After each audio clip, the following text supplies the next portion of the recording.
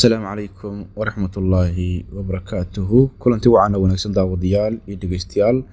مركلة سلسلة ونكسن وكان الكنودان وتكبرتن عشر كوبها في الصومالية وحان اسبوعا انت بدن حوق صارنا عشر كوبها عشر كوسابسن تلفونك اندرويدك عشر كما تقادنا حوق سابسن هاي سيداد وسوع شكرتها صورتي ادليدي او مقالة ادليدي ama documentida aad leeday telefonkan Android-ka runtii Samsung hadda waxaan isticmaalayaa S9 marka qaabka aad u soo celinayso baan ku tusaya muuqaalkan hadii la raali ka noqdo markaad muuqaalkaas halkan gallery-ga aad u soo gasho hadda saa u furto marka barnaamijkaas qaybtaas midigta fiiri 3 dhibic oo saaran new ay ku qoran tahay markaad ku dhufato setting-ka tag marka setting-ka tagto hoos u soco meesha waxa ku aragtaa recycle bin halka waxa ku soo qoran keep deleted images and videos in the recycle bin for 15 days before deleting them forever. halka waxa ku qoran recycle bin marka dileedo sawir ama muuqaal marka dileedo recycle bin kan uu galaya markuu galo 15 maalin kadib hadii aad soo cesho weydo ama aad recover ku sameey weydo toos oo loo dileeday arkimeeyda marka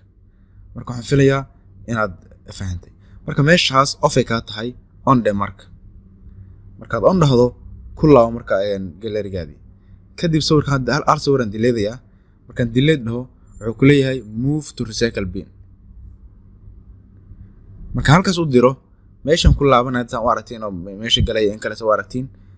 ku laabo wuxuu halkan soo dhigay recycle bin ku dhuf marka recycle bin waxa ku jira soo jeedin hal sawir waana kii aan dileedna hadda marka aan fahantay sidoo kale waa kuu sheegay sidoo kale warbixin sidoo kale ku sheegaya shay toomaalada ka soo cesho weydo shay toomaalin wixii ka dambeeyay waa dileedaya da soo cesho weydo okay edit marka edit lahado oo soo ceshtaan ku sheegaya marka edit ku dhufato qaybtan hoose fiiri laba option ku siinaya inaad toos u dileedo iyo inaad restore ku sameeydo soo ceshato marka waxaan la aniga restore sameey marka u jeedin restore ayaa dii sameeyay marka meeshii horan ku laabanaya sawirku ay soo laabtay